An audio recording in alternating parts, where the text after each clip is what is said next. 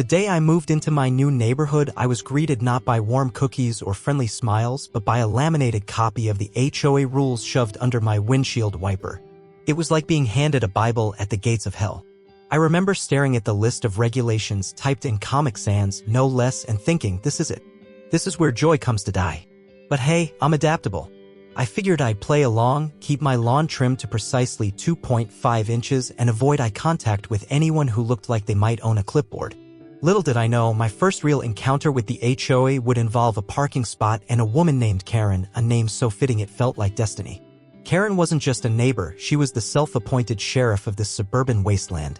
If HOA rules were commandments, Karen was Moses, descending from Mount Cul-de-sac with her stone tablets and an unshakable belief in her divine authority. It all started on a Friday afternoon. I had parked my car in what seemed to be an innocuous spot near the curb. The sun was shining, birds were chirping, and I was excited to grab lunch from the newly opened food truck parked nearby, a beacon of hope in this otherwise cookie-cutter neighborhood. But as soon as I stepped out of my car, I felt it, the unmistakable chill of Karen's gaze boring into the back of my skull. "Excuse me," she called out, her voice dripping with the kind of condescension that could curdle milk. "You can't park there." I turned around slowly, like someone trying not to spook a wild animal. "Why not?" I asked innocently. Karen marched over, her sensible shoes crunching against the gravel like tiny harbingers of doom. She pointed at my car with the same intensity one might use to accuse someone of grand theft auto. "That spot is reserved for residents only," she declared. "And you're clearly violating HOA regulations." Now, let me pause here to paint a picture of Karen for you. She's the kind of person who owns multiple pairs of reading glasses but never seems to read anything enjoyable. Her haircut screamed managerial authority, and her outfit, a beige cardigan paired with khaki pants, was so aggressively neutral it could broker peace treaties. Karen wasn't just enforcing rules, she was the rules. I tried reasoning with her. "Actually, this spot is part of the city's new initiative for food trucks," I explained. "They've designated it as a public parking area." Karen's eyes narrowed into slits. "I don't care what the city says," she snapped. "This neighborhood has standards." "Ah yes, standards. The magical word that HOA zealots use to justify everything from banning inflatable pool toys to outlawing fun altogether." "Well," I said, trying to keep my tone light, "I'm pretty sure the city trumps the HOA on this one." Karen looked at me like I'd just suggested abolishing Christmas. "Not in this neighborhood," she hissed. At this point, other residents began peeking out from behind their curtains, drawn by the spectacle unfolding on their otherwise uneventful street. It felt like we were starring in some low-budget reality show called Parking Wars, Suburbia Edition. Karen wasn't done yet. She whipped out her clipboard, yes, she carried one everywhere, and began jotting down notes about my car as if preparing evidence for a trial at The Hague. "What are you doing?" I asked, genuinely baffled. "Documenting your violation," she replied smugly. "You'll be hearing from the HOA soon." Now, here's where things took a turn for the absurd. As Karen scribbled furiously on her clipboard, a man from the food truck stepped forward holding a laminated sign that read, "City-Sanctioned Parking Spot." He handed it to me with an apologetic shrug. I held up the sign triumphantly like Excalibur and turned to Karen. "Looks like you're mistaken," I said with as much faux politeness as I could muster. Karen froze mid-scribble, her pen hovering above her clipboard like it had suddenly run out of ink or purpose. For a moment, she looked genuinely flustered, which was as close to human emotion as I'd seen from her all day. But Karen wasn't one to admit defeat easily. "Well," she stammered, "the HOA wasn't informed about this change." "Maybe you should take it up with City Hall," I suggested cheerfully. Karen glared at me as if I'd just insulted her entire ancestry. Then she stormed off toward her house muttering something about standards and outsiders. As she disappeared down the street, I couldn't help but feel victorious, not just for myself but for every poor soul who'd ever been subjected to her clipboard tyranny. Later that evening, as I enjoyed my food truck tacos, which were delicious, by the way, several neighbors approached me to share their own Karen horror stories. One woman recounted how Karen had once filed a complaint about her garden gnome for being too whimsical. Another man revealed that Karen had tried to ban his kid's lemonade stand because it didn't meet HOA-approved aesthetic guidelines. It became clear that Karen wasn't just enforcing rules, she was waging war on anything remotely resembling joy or individuality. As I sat there listening to these tales of suburban oppression, I realized something profound. Karen wasn't just a person, she was a metaphor, a living embodiment of everything wrong with overly rigid systems that prioritize conformity over community. And while my encounter with her had been frustrating, it had also been oddly empowering. Because sometimes all it takes is one laminated sign and maybe a few tacos to remind people that there's more to life than following arbitrary rules. The next morning, I woke up to find a bright yellow HOA violation notice taped to my front door. It was as if Karen had spent the entire night plotting her revenge, fueled by rage and perhaps an overabundance of decaf coffee. The notice was written in all caps, naturally, because nothing says serious business like shouting at someone through text. It accused me of flagrant disregard for HOA standards and demanded that I attend an emergency meeting to address the matter. Emergency meeting? Over a parking spot? I half expected the next line to say, "Bring your lawyer and a notarized apology." But no, it was just Karen flexing her HOA muscles, which, as it turns out, were about as intimidating as a toddler with a plastic sword. I decided to attend the meeting for two reasons. One, I wanted to clear my name and avoid becoming the neighborhood pariah, and two, I was genuinely curious to see how far Karen would go in her crusade against happiness. So there I was, sitting in the community center's multi-purpose room, a space that smelled faintly of stale coffee and crushed dreams, surrounded by a handful of neighbors who looked equally confused about why they were there. Karen, of course, was seated at the front of the room like some sort of suburban dictator. She had her clipboard in one hand and a stack of papers in the other, which I assumed were either HOA bylaws or her manifesto. She began the meeting with a speech that could only be described as a TED Talk on passive aggression. "Ladies and gentlemen," she said, adjusting her reading glasses with dramatic flair. "We are here today to discuss a grave violation of our community standards. A violation that threatens the very fabric of our neighborhood." I glanced around the room, expecting someone to laugh or roll their eyes, but everyone just sat there nodding solemnly. It was like being in a cult meeting where Karen was both the leader and the Kool-Aid supplier. She continued, "Yesterday, one of our residents," here she paused for effect, "parked in an unauthorized location designated for food trucks. This blatant disregard for our rules cannot be tolerated." Blatant disregard? She made it sound like I'd set up an illegal casino in my driveway. I raised my hand to speak, but Karen ignored me and plowed ahead with her monologue. "As you all know," she said, holding up her clipboard like it was the Constitution, "our HOA exists to maintain order and uphold the standards that make this neighborhood a desirable place to live. Allowing unauthorized parking is a slippery slope. Today it's food trucks, tomorrow it's chaos." Chaos? Was she implying that my parking choices were going to lead to anarchy? Would roving bands of food truck enthusiasts start looting houses and stealing garden gnomes? The absurdity of it all was almost impressive. Finally, I couldn't take it anymore. "Excuse me," I said loudly enough to cut through Karen's sermon. "Can I say something?" Karen glared at me like I'd just interrupted her acceptance speech at an awards show. "Fine," she said curtly, "but keep it brief." I stood up and addressed the room. "First of all," I began, "the spot where I parked is not unauthorized. It's part of a city initiative to support local businesses by designating specific areas for food trucks." Karen snorted derisively. Yes, snorted.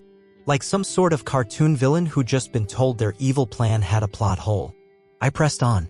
"I even have documentation from City Hall proving that the spot is legal and sanctioned for public use." At this point, I pulled out a copy of the permit, the same laminated sign that the food truck guy had given me, and held it up for everyone to see. There were audible gasps from some of the neighbors, which made me wonder if they'd ever seen an official document before. Karen's face turned an alarming shade of red. "That may be true," she sputtered, "but the HOA was not informed about this change." "So what?" I shot back. "The city doesn't need your permission to implement public programs." The room fell silent except for one elderly man in the back who let out a low whistle. It was clear that Karen wasn't used to being challenged so directly. "Well," she said after an awkward pause, "even if what you're saying is accurate, which remains to be seen, it's still disruptive to have food trucks operating in our neighborhood." "Disruptive?" I repeated incredulously. "You mean providing convenient access to delicious tacos is disruptive?" Karen crossed her arms and glared at me with all the intensity of someone who'd never tasted joy or guacamole. One by one, other neighbors began chiming in. A woman named Linda mentioned how much she appreciated having food options nearby since she worked late hours and didn't always have time to cook. Another man pointed out that the food truck had actually brought more foot traffic to local businesses in the area. Karen looked increasingly flustered as her grip on the room slipped away. It was like watching a bad magician lose control of their audience mid-trick. Desperate to regain control, Karen tried one last tactic, fear-mongering. "If we allow this kind of behavior," she warned ominously, "what's next? People painting their houses non-neutral colors? Installing unapproved mailboxes? Where does it end? At this point, even her staunchest supporters were starting to look skeptical. One brave soul raised their hand and asked timidly, "Isn't this more about supporting local businesses than breaking rules?" Karen didn't respond immediately. Instead, she stared daggers at me as if willing me to spontaneously combust. Sensing victory, I decided to twist the knife just a little further. "Karen," I said with mock sincerity, "maybe instead of fighting against progress, we could focus on building a stronger sense of community, one taco at a time." The room erupted into laughter and applause, a sound so foreign in this context that Karen looked genuinely startled by it. Defeated but unwilling to admit it outright, Karen mumbled something about needing more information before storming out of the room with her clipboard clutched tightly against her chest. As she left, someone whispered behind me, "I think you just became public enemy number one." And honestly, I couldn't have been prouder. The fallout from the HOA meeting was immediate and glorious. Karen, having been publicly dethroned as the neighborhood's reigning tyrant, retreated into her beige lair. For days, she was uncharacteristically quiet, no clipboard patrols, no passive-aggressive notes taped to mailboxes, not even a single glare aimed in my direction. It was like the HOA had lost its queen bee and the hive didn't know what to do. But I knew Karen well enough to understand that this wasn't surrender, it was regrouping. She was plotting something, and I could practically hear the gears grinding in her head as she tried to figure out how to reclaim her throne. What I didn't expect was just how far she'd go or how hilariously it would backfire. It started with an email. The subject line read, "Urgent Community Standards Enforcement." Classic Karen, always making everything sound like a national emergency. The email itself was a masterpiece of passive aggression, accusing me of continuing to undermine the integrity of our neighborhood by encouraging disruptive activities. Disruptive activities? Was she talking about tacos again? Karen went on to announce that the HOA would be conducting a formal inspection of my property to ensure compliance with all regulations. She even included a list of potential violations she planned to investigate, ranging from unauthorized landscaping — I had a single potted plant on my porch — to excessive noise — I once sneezed loudly while mowing my lawn. It was clear that Karen wasn't just trying to enforce rules, she was trying to bury me under them. Naturally, I responded with an email of my own. "Dear Karen," I wrote, "thank you for your concern regarding my property. I look forward to welcoming the inspection team and demonstrating my full compliance with all HOA regulations. Please let me know if you need any additional documentation from City Hall regarding the food truck parking initiative." I made sure to attach a copy of the permit for good measure. Karen didn't reply directly, but I could tell my email had rattled her. The inspection team arrived 2 days later, a trio of HOA board members who looked like they'd been dragged out of retirement for this mission. They wandered around my yard with clipboards and measuring tapes, occasionally muttering things like, "Is that mailbox regulation height? And do we have a ruling on decorative flags?" I stood on my porch, sipping coffee and watching them with the smug satisfaction of someone who knows they're about to win. Every time they pointed out something they thought might be a violation, I calmly produced documentation proving otherwise. My mailbox? Installed by the previous owner and grandfathered in under HOA rules. My potted plant? Approved as part of the neighborhood's Encouraging Green Spaces initiative. My lawn? Trimmed to exactly 2.5 inches, the HOA-approved standard. By the end of the inspection, the team looked defeated. One of them even muttered, "I don't know why she made us do this," before trudging back to their car. Karen had sent them on a wild goose chase, and they'd come up empty-handed. But Karen wasn't done yet. Her next move was so audacious it bordered on comedy. She tried to get the food truck banned from the neighborhood altogether. She filed a formal complaint with City Hall, claiming that the truck violated zoning laws and created unnecessary traffic congestion. It was peak Karen behavior, taking her vendetta all the way to local government because she couldn't win at the HOA level. Unfortunately for her, City Hall wasn't exactly impressed. 2 weeks later, I received a call from the food truck owner who couldn't stop laughing as he recounted his meeting with city officials. Apparently, Karen had shown up with her clipboard and a PowerPoint presentation titled, "The Dangers of Food Trucks." She spent 20 minutes arguing that tacos were undermining property values before one of the officials interrupted her to point out that the food truck's permit was perfectly valid. "She looked like she wanted to crawl under the table," he said between chuckles. It was amazing. Karen's complaint was dismissed on the spot, but she wasn't ready to admit defeat, not yet. Her final act of desperation came in the form of a petition. She went door to door collecting signatures for what she called the Neighborhood Preservation Initiative. The petition demanded that all food trucks be banned from operating within HOA boundaries, citing vague concerns about safety and aesthetics. To sweeten the deal, Karen offered homemade cookies to anyone who signed, a bribe so transparent it was almost endearing. Of course, word got around quickly about Karen's antics, and most people refused to sign out of sheer spite. Some even went out of their way to support the food truck just to annoy her further. One neighbor started hosting weekly taco nights in his driveway, another commissioned a mural featuring a giant taco on his garage door, which technically violated HOA rules but was too funny for anyone to complain. Karen's petition fizzled out within days, leaving her more isolated than ever before. The neighborhood had turned against her, not just because of her vendetta against me, but because people were tired of living under her iron fist. And then came the moment I'd been waiting for, Karen's public apology, or rather, what passed for one in her world. One evening, as I was enjoying dinner on my porch, yes, tacos again, Karen approached me looking uncharacteristically sheepish. She didn't have her clipboard or her beige cardigan. Instead, she held a plate of cookies like some sort of peace offering. I just wanted to say, she began awkwardly, that maybe I overreacted. I raised an eyebrow but said nothing, letting her squirm under my silence. I mean, she continued hesitantly, it's possible that I misunderstood some things. Like city permits? I suggested innocently. Karen winced but nodded reluctantly. Yes, those. It wasn't exactly an apology, not really, but it was close enough for me. Besides, watching Karen swallow her pride was more satisfying than any formal acknowledgement could ever be. As Karen shuffled away with what little dignity she had left, I couldn't help but feel victorious, not just for myself but for everyone in the neighborhood who'd ever been subjected to her tyranny. The food truck stayed right where it was, serving tacos and burritos and joy every single day. And as far as I'm concerned, it's not just a parking spot, it's a monument to freedom from clipboard-wielding dictators everywhere. So here's to you, Karen. May your cookies always burn at 375 degrees and your petitions never gather more than 3 signatures. And may we all continue fighting for what really matters, one taco at a time. After Karen's begrudging apology, or whatever that half-hearted cookie stunt was, I thought the saga had finally reached its conclusion. The food truck was thriving, the neighborhood was buzzing with taco-induced happiness, and Karen had retreated into the shadows like a defeated villain in a low-budget superhero movie. Life was good. Or so I thought. But Karen's reign of terror wasn't entirely over.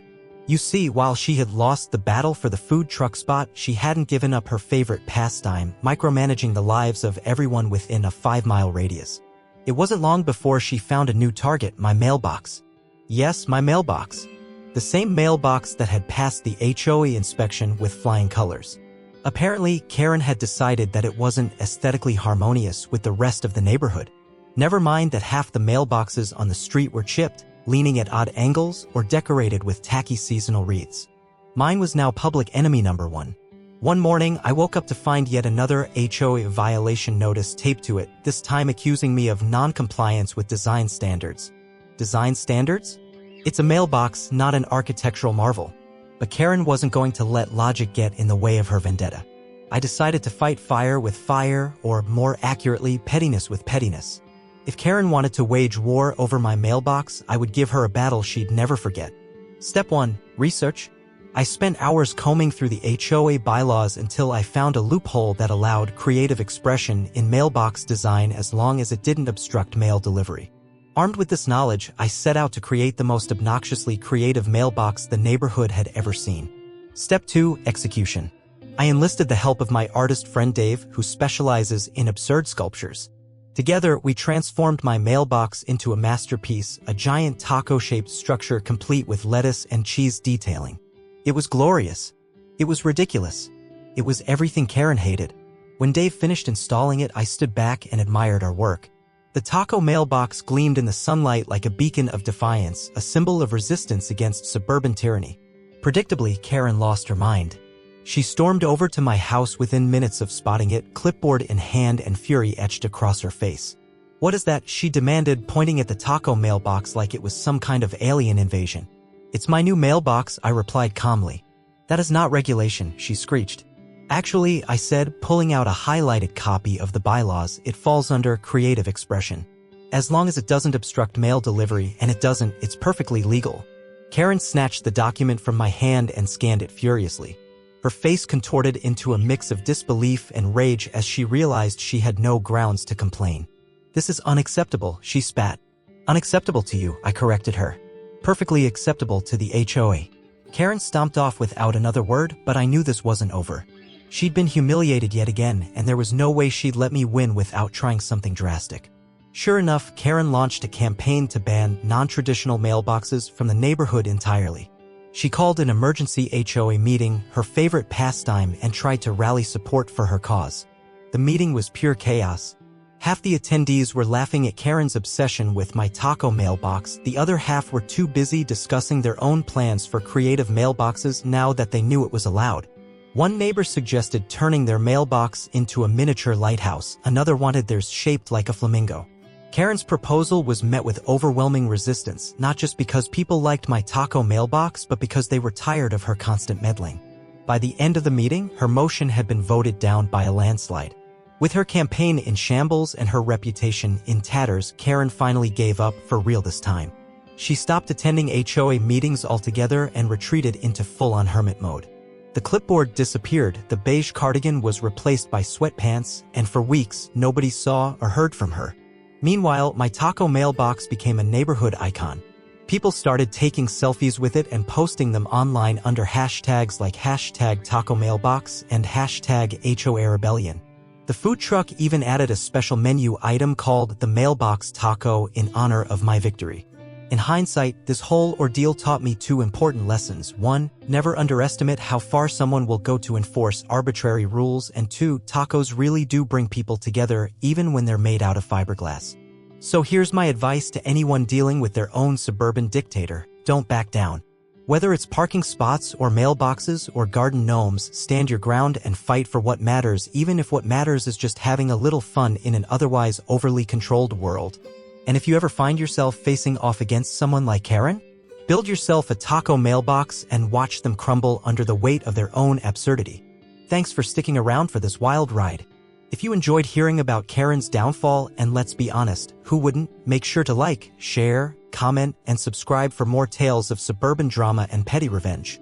And hey, if you've got your own HOA horror story or creative rebellion to share, drop it in the comments below. Let's keep fighting for freedom, one taco at a time.